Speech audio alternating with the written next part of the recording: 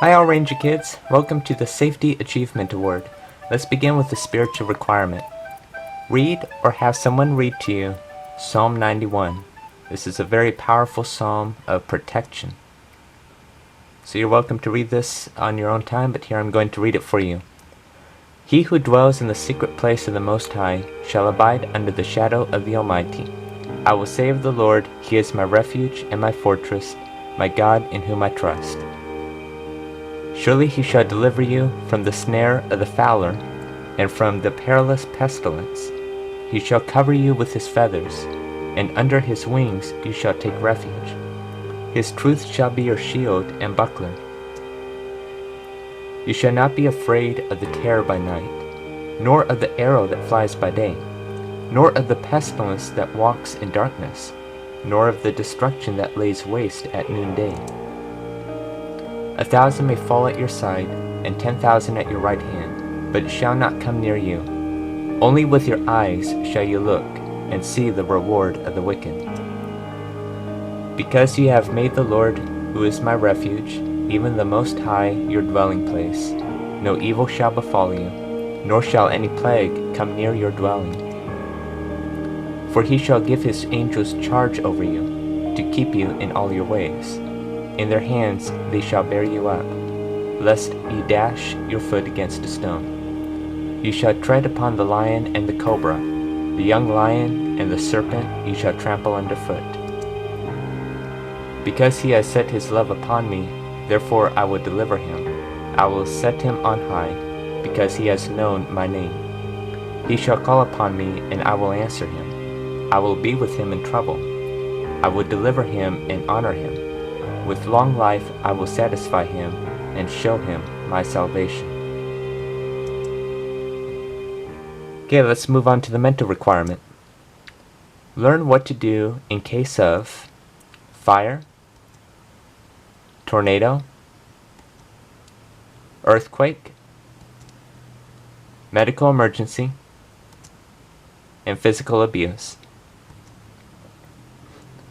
So let's start with what to do in case of a fire. So the best thing is to be prepared, is be ready. That's our motto in Royal Rangers, is ready for anything. So what I'd recommend you doing is draw out the layout of your house, something simple like this, include all the rooms. You notice that the red arrows are your primary escape path. This should be your first option that you want to see if you could take. If you can't, and let's say that the doors and hallways are blocked with fire and or smoke, then you have a secondary escape plan, which is through the window over here. And then always have a designated place to meet at, like a tree or a mailbox. If you have 2 or more stories, consider getting these ladders just in case. These are emergency ladders that could be deployed and you could just climb down. Smoke detectors. Install smoke detectors on each level of your home. Test smoke detectors once a month and change the batteries once a year. And make sure that you keep it clean so it can be accurate. And also consider getting a carbon monoxide alarm. Carbon monoxide is an invisible odorless gas, and that means you can't detect it, but this carbon monoxide alarm can. The thing with carbon monoxide, it may give a person flu-like symptoms, but it's really carbon monoxide poisoning. In some places it's required by law to install those. Let's talk a bit about fire extinguishers. They should be in the central part of the house or near the kitchen. And make sure that they're on every story. There's at least one in the first story, and if you have 2 or more stories, then have a fire extinguisher in every story. Check the gauge indicating if it is charged. If you see this little circle here that I'm outlining, that's the gauge. And it tells you if it's charged or not. If this arrow is in the green, then that means it's charged and ready to go. If it is low, have it recharged. Okay, some fire safety tips. Keep the bedroom doors closed while sleeping. This provides a barrier against the smoke and flames, and it could save lives that way, giving a person 10, 15 plus minutes. Consider installing a sprinkler system. Replace smoke detectors every 10 years. Feel the door with the back of your hand, not the front, prior to exiting through the door. So in your primary escape path, you want to go through the doors, but what if there's smoke and fire on the other side? You want to check for that by feeling the door with the back of your hand. And you want to crawl your way out, which means that you're low, and that's because heat rises. And if you're unable to escape a room, call 911, indicate where you are, or place a bright colored cloth at the window. Once you have left the house, stay out. Okay, learn what to do in case of a tornado. So this is, if you live in tornado-prone areas, even though tornadoes could happen anywhere on Earth. So if you're at home, go inside a cellar.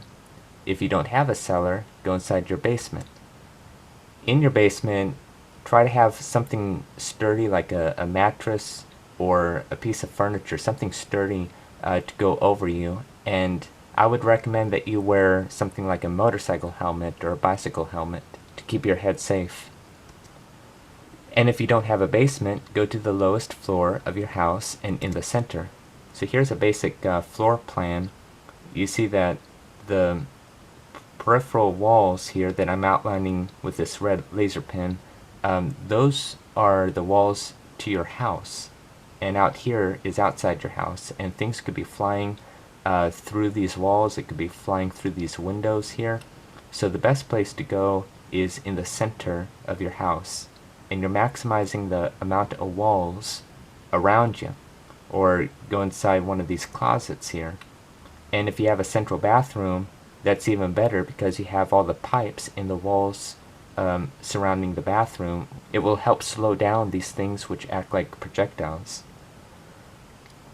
If you live in the second or higher floor of a hotel, apartment, etc., then the best thing is, prior to tornadoes, make sure that you are friends with the neighbors downstairs. And then you could go over to that unit and just wait out the tornado, go to the central bathroom or the central closet or anywhere central part of the first story.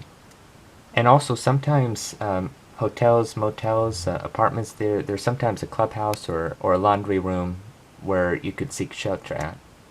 If you're out in the community, you will probably find a community storm shelter. And if you're out in the neighborhood, away from the downtown area, and in your car, get out and lie in a ditch. You want to go to the lowest part because the winds are more violent the higher you are. So you want to make sure that you lie down low in a ditch. And this is what happens to a car being thrown around by a tornado. So a car and even a mobile home park, if you're in a mobile home, or anything like that, then you want to get out because chances are it would be dangerous to seek shelter in cars or other vehicles.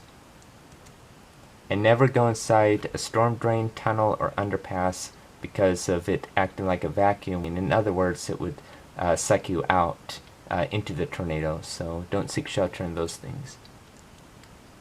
Okay, learn what to do in case of an earthquake. Now, you probably especially rehearsed this in school or at home. The common mnemonic to remember is drop, cover, hold. Okay, just drop to the ground, take cover underneath a desk or something that's sturdy, and hold on. And just drop, cover, and hold. It's that simple, and what I recommend is later on when you do practice, that you practice this as well, what to do in case of an earthquake. Again, drop, cover, hold. Okay, learn what to do in case of a medical emergency. Now, stay calm and call 911. Tell the dispatcher the emergency and your location. If you know the exact address, give it to the dispatcher. And follow their rules and stay on the line. Okay, never hang up unless they tell you to hang up. Just stay on the line. If you're out in the wilderness and you have a whistle, blow it 3 times. That's the standard distress signal, is you do something 3 times, like 3 flashes of a light or 3 blows of a whistle. And also learn first aid. There is a first aid skills merit when you get older in Discovery Rangers. In fact, that's one of the required blue skills merits, and it teaches you tons of things, just doing things at a standard first aid level. Now I want to add that in some families there are medical emergencies, like maybe somebody in your family or you yourself are diabetic, or if you have an allergic reaction to something, or a person has epilepsy, then you are probably going to be trained by your family what to do in such emergencies. The most important thing is stay calm, call 911, and do what your parents have taught you to do in such emergencies. If you're not the victim, you could help the victim. Okay, learn what to do in case of physical abuse. Now, this part of the requirement is excellent for you and your family to sit down and just talk by yourselves and talk about it, and then go to your pastor and commander. Maybe they'll have some input. Here's a couple of pointers: is get out of the situation and go to a person that you trust, whether you're the person being physically abused by somebody or if you're witnessing it. Just get out of the situation. When you do talk to your parents, they'll probably teach you about stranger danger, and not approach somebody, especially if they're beckoning you to come with the pretense of having candy or money or whatnot. Let's say somebody's like telling you to come here, I have a lollipop for you. Don't do it. And in some situations you might have to scream, kick, and run away. And so that conversation is good for you and your parents to have. Okay, then tell that person. So you get out of the situation, you go to a person that you trust, and then you tell that person. That could be, another family member, maybe a commander, a pastor, a person in, like your teacher at school, or somebody else who works at the school. You will be doing the right thing. You or your friend, depending on who's being physically abused, will be protected, but you got to tell somebody. Don't hold it in. It's nobody's fault that they're abused. It's nobody's fault that they're abused. So just consider these pointers, go to your parents and guardians, sit down and just have a talk, a family discussion. Okay, just to say, in Discovery Rangers there's the safety merit, and I made a video and it's also on YouTube, and it goes over a lot of things in more detail, like in this case tornadoes, for example. And also, water safety, swimming safety, bicycle safety, and I also included a video about how to put out a fire. So if you're interested, you could get a head start on that. I'll leave a link in the card above on the upper right corner, and I'll leave a link in the description below. Okay, now onto the social requirement. Explain to your group how to keep their homes or the church safe. And now on to the physical requirement. Practice a fire drill in a meeting. Practice a fire drill at home. And I would also recommend practicing an earthquake drill as well. Okay, so congratulations, you got a great start on the Safety Achievement Award.